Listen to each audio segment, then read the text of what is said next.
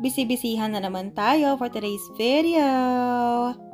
Mga mi, tara na G!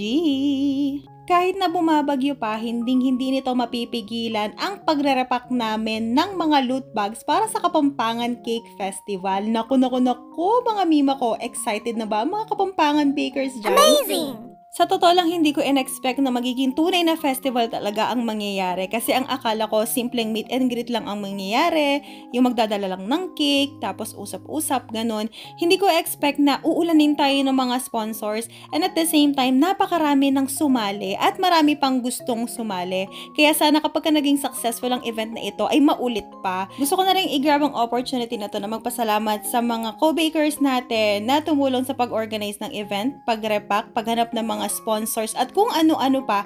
Araw-araw talaga sobrang busy para lang maisakatuparan itong event na ito.